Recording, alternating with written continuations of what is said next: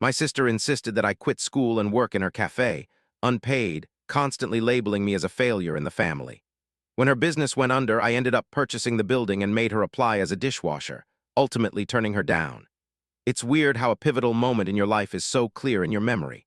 For me, that instant was when my sister, Delilah, shoved a folder across the kitchen table that belonged to our parents, a chilly smirk gracing her face. "It's time for you to start helping out the family, little brother." I was 19, almost through my second semester of college, and actually doing pretty well. I wasn't perfect, far from it. My grades weren't stellar, but I had a part-time job at the campus bookstore, managed to attend classes, and was slowly coming to terms with my future plans. After our parents passed away 2 years prior, that felt like a success on its own. The folder was filled with documents about dropping out of college, all highlighted and with notes scrawled in Delilah's perfect penmanship. My gut churned as I looked through them. "What is this?" I asked. "You're dropping out," she stated plainly, as if we were discussing what to have for supper. "I bought Marco's Cafe downtown. You know that small spot on Cedar Street? It's completely run down and I need help running it, and I mean help for free." She gave me that same unsettling smile, the one that never seemed to reach her eyes. "Think of it as payback to the family for putting up with you all these years." I should add that Delilah, at the age of 27, had appointed. I became the head of the family after Mom and Dad were gone.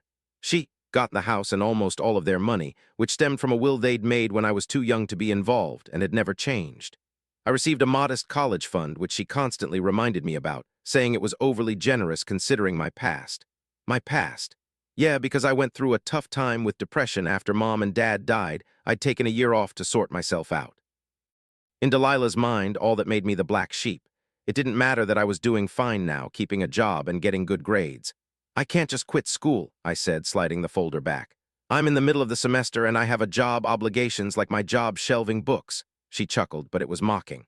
"Ian, let's be practical. You're just barely getting by in your classes. You're completely lost without any clear goals. I'm giving you an opportunity here. A shot at being involved in something that will do well, the family business. It's not really a family business if you just purchased it," I said, pushing back. "And I'm not dropping out." That's when she dropped the bombshell. "Actually, you are. I've already contacted the university. Your withdrawal forms are being worked on." She used the power of attorney I gave her when I was hospitalized last year. My head was swimming. I'd given her medical power of attorney during a really difficult time. When I was having panic attacks and required someone to make decisions for me, I gave her that. I knew I'd have to make some tough choices if things went south. I never imagined she would actually go this far. "That isn't right," I stammered, though even to my own ears my voice was barely a whisper. "So sue me," she simply said with a dismissive shrug. "Oh, hold on with what funds? The money from your college account is being returned to me since you aren't going back." But she added, "Don't fret. You can live here without paying rent just as long as you work in the cafe." I didn't feel like she was completely cold. I felt like I was in a trap with no escape. My buddy Bentley, who shared a job with me at the bookstore, had repeatedly cautioned me about Delilah's need to control everything. "She's manipulating you," he had advised me repeatedly. But this was something completely different. The following few weeks were a confusing mess. I tried fighting against it. I phoned the college, sought out legal assistance, and even contacted our old family friend Anne in Florida. But Delilah was always one step ahead. The tuition withdrawal went through, the money disappeared, and before I knew it, I was working grueling 12-hour shifts at a dingy, neglected cafe, sleeping in my old childhood bedroom, and watching my sister become a business owner while treating me like her personal assistant. "You should be thankful," she would say, watching me scrub the floors at closing time. "Most people would jump at this opportunity, you know? Free housing and meals, learning a skill, some skill. I did everything there, cooking, cleaning, keeping track of inventory, all with zero actual money. Just a place to live and food in the house that should have been partially mine anyway. The only good thing was that Bentley's place of employment was just down the. I saw him often at the bookstore's entrance. He'd pop in during his breaks, grab a coffee, which Delilah reluctantly allowed me to give him for free, and he'd constantly remind me that this situation wouldn't persist indefinitely. "Record everything," he whispered to me one time, sliding me a notebook under the guise of showing me a book he thought I'd like. The hours talks every single thing. Believe me, that very same evening I started making notes, concealing the notebook under my mattress like a kid with a secret diary. The long shifts, the verbal cruelty, the family failure, that's what she began calling me, the way she took away my housing if I failed to complete her endless requests. Roughly 3 months into things, I overheard her on the phone one night, chuckling about how she finally found a purpose for the family's disappointment. At that exact moment, something inside me shifted. I could be stuck here, but I wasn't planning on staying that way forever. I just needed to learn how to play the waiting game. Fast forward, 2 years can bring about a lot of change. It's a common saying, but it feels completely different when you're going through it. One night, I was looking back over my hidden notebook, turning the pages of 2 years of documented abuse, and I noticed something strange in Delilah's most recent financial reports that she'd left out on the counter. The figures just didn't seem right. You learn a lot working long shifts in a cafe, even when you're basically an unpaid worker. I'd become well-versed in everything from inventory management to profit margins, mostly because Delilah. I just couldn't be concerned with the specifics. She was occupied with projecting the image of a prosperous business owner at those Chamber of Commerce gatherings. Bentley observed one afternoon, his tone a little strained, that my sister appeared overwhelmed. He saw Delilah constantly running out for another networking function while I was left managing both the midday rush and a delivery.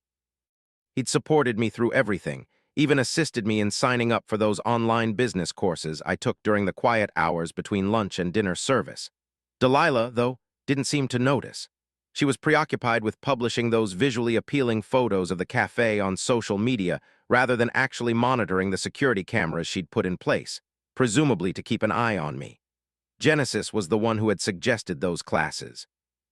She started coming in for coffee every morning roughly a year ago, consistently ordering the same thing, a large Americano, extra hot, no room. She would watch me work with this thoughtful expression on her face. One day, she just said, "You're throwing away your talents here, kid." Turns out, Genesis had a trio of thriving restaurants in the city. She recognized the indications of someone who genuinely understood food service operations compared to someone who simply liked the concept of owning a cafe. We started talking during the slow mornings, and eventually she offered to become my mentor. "Your sister is ruining this place," she declared bluntly one day, looking over the financial figures I'd been keeping track of, "and she's doing it with your unpaid work. You realize." Is that the only thing keeping this place afloat? I understood that immediately. The notebook tucked beneath my mattress had transformed into in-depth spreadsheets that monitored everything. How many hours the staff worked, waste, the profit we made, even what customers were complaining about. Delilah might have made me quit college, but she couldn't stop my desire to learn new things. The true turning point was when Alice, the owner of the building, showed up one afternoon. Delilah was out at another networking lunch, so I was in charge of everything as usual. "Ian Wright?" Alice inquired, sitting down at the counter with her tea.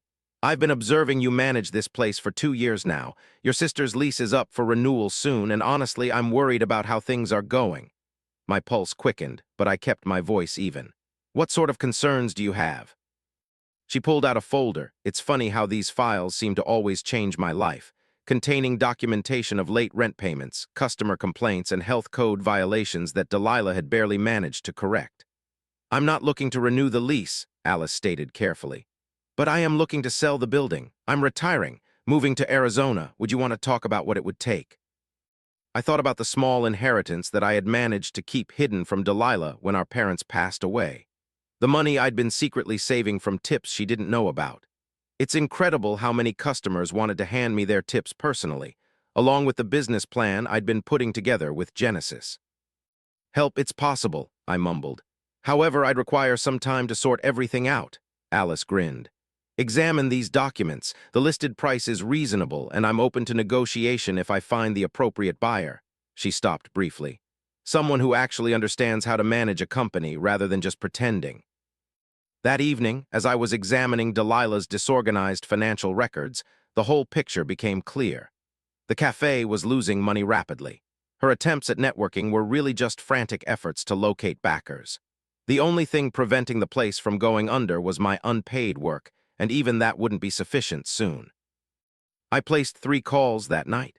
I phoned Genesis to complete that business proposal, I called Bentley regarding the savings account he had helped me establish, and I contacted a small business attorney that Genesis had suggested.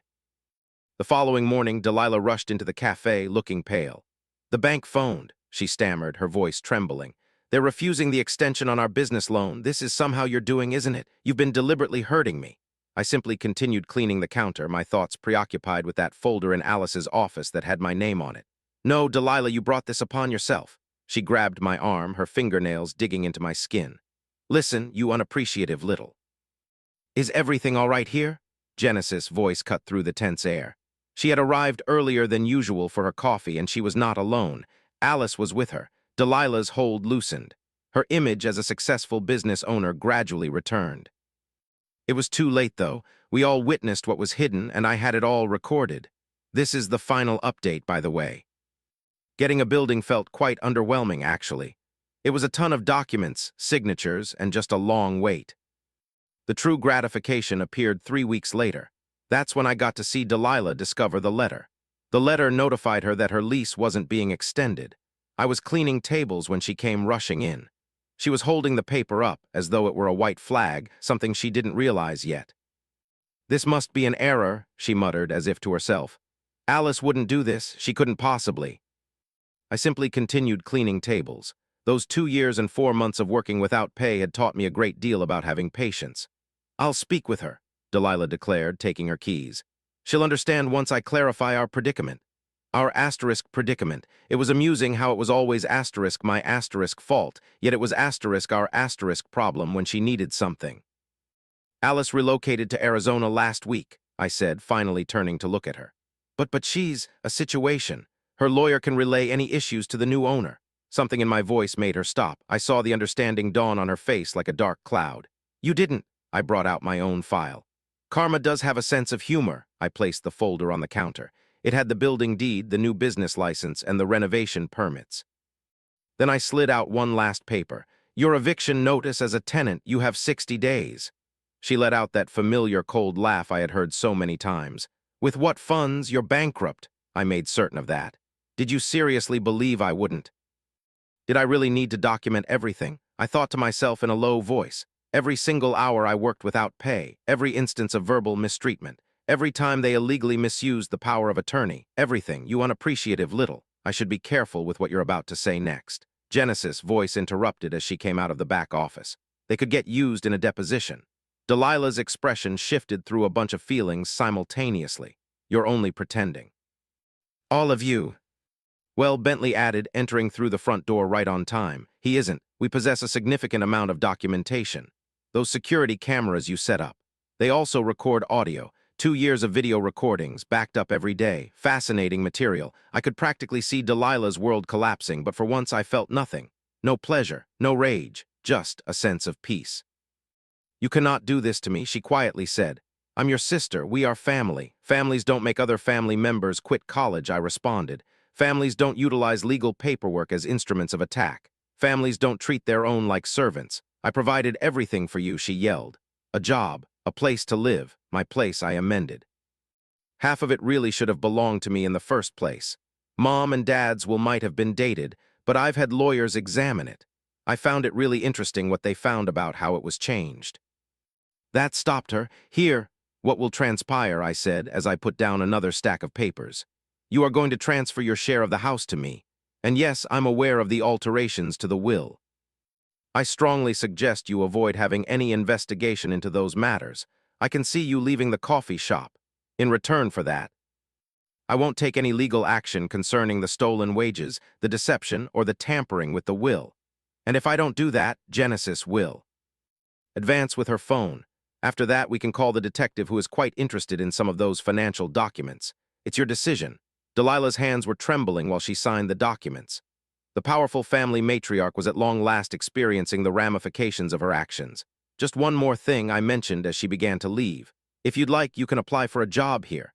As a dishwasher, we pay minimum wage and there aren't any benefits. Just like you were planning to do to that college student you spoke with last week. She just stared at me, her mouth agape.